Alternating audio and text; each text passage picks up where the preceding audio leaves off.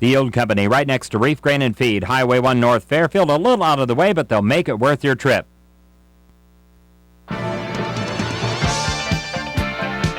KMCD, it's time for today's Spotlight program, and as we do each and every Monday, we talk with Bob Phipps, Executive Vice President of the Fairfield Area Chamber of Commerce. Today's Spotlight program is being brought to you by Henderson's Frames and Gallery, where they have the very latest from Terry Redlin, the master of memories. It's called Highlights of the Neighborhood. It's framed and matted and ready for your den right now at Henderson's Frames and Gallery, north side of the Fairfield Square. At Henderson's Frames and Gallery, they have over 200 mount board samples, 700 frame samples, which means your combinations are limitless. They've got 25 years in business. They have a certified picture framer on staff, which means it's done the right way the first time at Henderson's Frames and Gallery. Actually, two locations. We always talk about their location on the north side of the Fairfield Square, but they're also located on the north side of the Bloomfield Square. So our friends in Davis and Wapello counties can go to Henderson's Frames and Gallery in Davis County and Bloomfield as well. Today's sponsor, Henderson's Frames and Gallery of the Spotlight program. Bob Phipps in the studio. Hello, Bob. How are you? Hi, Smitty. I'm fine. How are you? It's a good chamber morning. It's a nice chamber nice morning. Monday. Yes. Bad weekend for weather. It was a little damp out there. I dumped my ring gauge yesterday, and I accumulated a couple of days' worth, and it was just right at 2 3/4 inches. 2 3/4. The official rainfall over the weekend, I think, was 1.86 at Waterworks Park. Well, they just didn't get as much rain as I did. Or you're on the other side of town. It did rain a little bit more the further south you went. That's right. Yeah. How are things at the chamber this week? Well, we had a little disappointment Saturday. We had to postpone the Citywide garage sale. I called up here and found you here early in the morning on Saturday. Did you expect anything? I was totally less? surprised to find you here on Saturday morning. You don't listen very often, do you? We're going to reschedule the Citywide garage sale for this coming Saturday. So we'll try to get the message out to everybody, and we hope everybody comes back that was going to be there Saturday with all their fine wares for sale. And we'll attempt to have it this Saturday, so mark your calendar. Other things going on at the chamber this week. The events committee is meeting right now at the chamber. Tomorrow morning we have the ambassadors meeting at 9:30, and at noon we have a new member luncheon.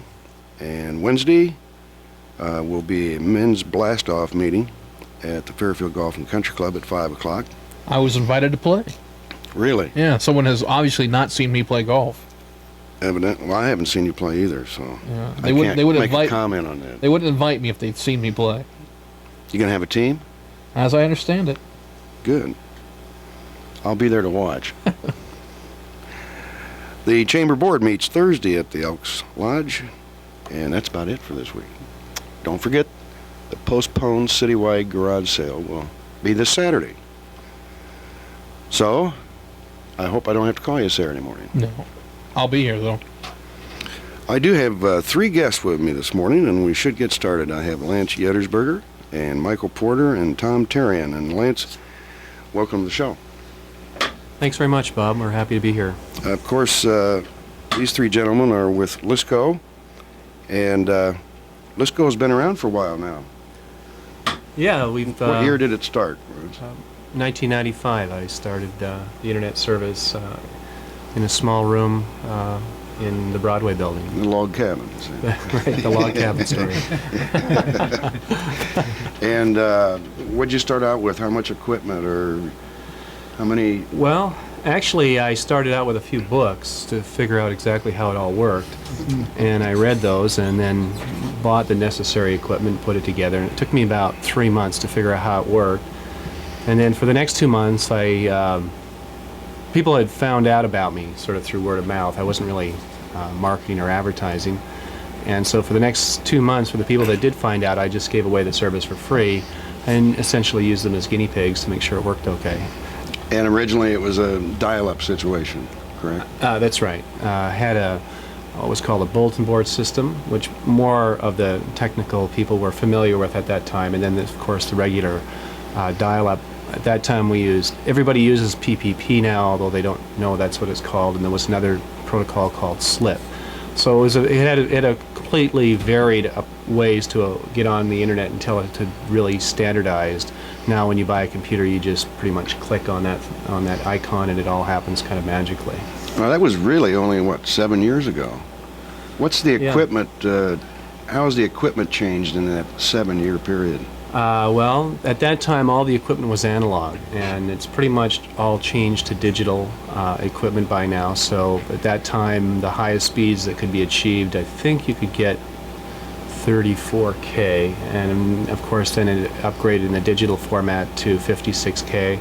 And now we're also providing a high-speed DSL service for the residents of Fairfield, Mount Pleasant, Pella, Knoxville, Sigourney, and soon to Ottumwa, and we'll be moving into some other communities as well. Just what does DSL stand for?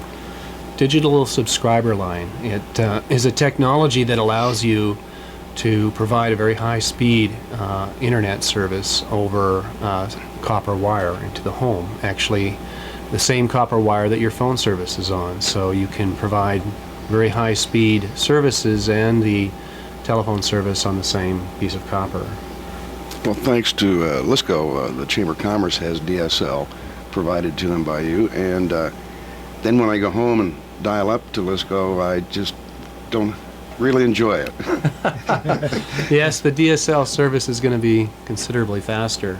I think maybe 10 to 100 times faster, depending on what the service. What's beyond DSL? Is there anything that's going to be faster than that sometime for home use?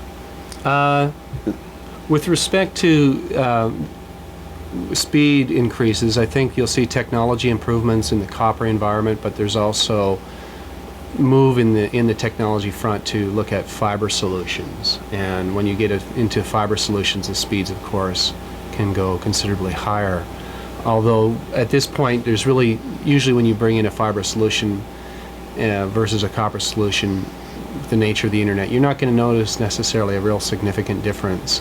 It's just the increased capacity of the fiber. So if I brought a fiber into a building, I could bring in multiple types of services, video, voice, and data over that strand. And the speed, of course, could be considerably faster. But when you get out on the internet, if you're getting 256K, you're not going to notice much more different speeds if you get beyond that, just because the internet doesn't react that quickly. Well, let's talk about another company that you have now called LTDS. When did that start? And what is it? LTDS is Local Telephone and Data Services. And what had happened was that in the process of providing internet services to the communities, we decided that it made sense, since we were paying a lot of money to the telephone company, to become a telephone company ourselves. And how is that possible? Well, in 1996, there was an act passed by Congress called the Telecommunications Act of '96 that stated what their objective was to create competition in the telecommunications industry on the local level. There had been competition in the long distance level, but there had not really been any competition on the local level. So there was a carrot provided to the LECs, the local exchange carriers, like GTE and Quest and not ITS at that time, that if they opened up their markets for local competition, they could get into what was then the long distance market, which they were barred from participating in. And that was back due to the reasons of the divestiture of AT&T. So in '96, they created an act that would allow competitors to come into the local exchange market. And we decided that we really enjoyed living in our rural communities and participating in providing services. We had a real strong need ourselves, and that was the entree. But we really wanted to provide a higher level of service to our communities and focus on what we could do to increase the economic development in our communities. What we saw a lot of these companies tended to be headquartered outside of Iowa and didn't really have the same motivation as we did in terms of providing a higher level of service and making sure that we stayed at the forefront of technology. And so we felt that we had a very strong vested interest. We lived here, we saw our customers in the grocery store. And we really wanted to do a good service for our customers and at the same time improve our internet side of the business and provide a good environment for the people that worked in our business. Well, I know that LISCO has moved to new headquarters and that you've certainly invested heavily in our community, especially in the building behind my office. I believe you bought the building? That's right. And put quite a bit of equipment in there. Yes, yeah, we've really taken all the money that we've earned and put it back into the business. Over the years, we've tried to follow a very conservative model in our business practices. We, you know, in the heyday of the .coms, 2 guys and a dog could go out and raise $100 million. We tended to stay away from that format and just build it as we grew the business on a very basic way, in a very conservative way. And the unfortunate situations of the bankruptcies out there has provided us with some advantages because we've been able to go out and bone pick a little bit and get a lot of equipment and so forth at very reduced prices, and it's allowed us to really develop our infrastructure. We've put in a DMS 500 Nortel telephone switch, which is state-of-the-art and very reliable switch that's going to serve the phone service throughout Southeast Iowa. Tom Therrien has been out talking to the businesses in the areas and telling them about our service. We've approached it from a very low-key way, even though we've been in the phone business for over a year and a half or 2 years now, and we've got about 3,000 phone lines out there. We've grown the business very gradually and conservatively. We're not out to make a big noise. We just want to make sure that when we provide the service, it's really solid and that we move forward on that basis. Well, Tom, you're out there telling the people about the LTDS services. How much trouble would it be to switch over to the LTDS service? Actually, it's very easy. In fact, some of the companies that we have switched over, it was funny. There was one that called me a week after we switched them over. He said, "So when are you going to switch us, Tom?" And the point is that it is seamless. All of the phone numbers remain the same. Even the prefix? Yes. The thing is that we have what's called local number portability with the local telephone company, so that if you get service from LTDS, your phone numbers come with you. And it takes us a couple of weeks to be able to get all of our ducks in the row to be able to segue the service from the incumbent to LTDS. The thing of interest when I was out talking to the various businesses, one of the responses that I got, which I thought was quite interesting, was that businesses seem to have more than just the telephone nowadays for communication. And with Lance starting out this company in the internet world, a lot of the companies have really become involved communicating via email, via websites, various things. But they're kind of babes in the woods in that area.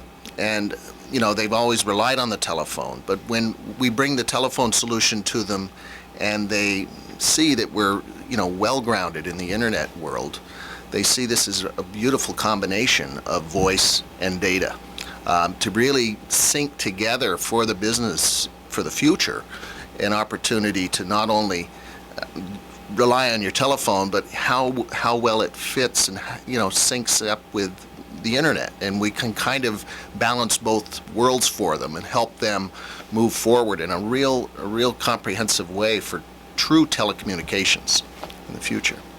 Well, Michael Porter, you've been with LISCO a little while now. I was one of Lance's first customers. Yes. You still get it free?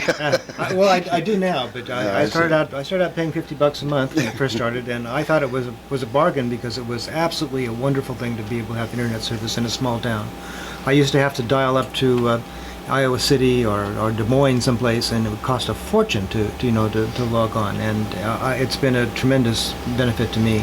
And I always thought the internet was one of the things most beneficial to the economic development of small towns like Fairfield. And that's why I joined the business, and Lance asked me to do that, and been trying to promote it ever since.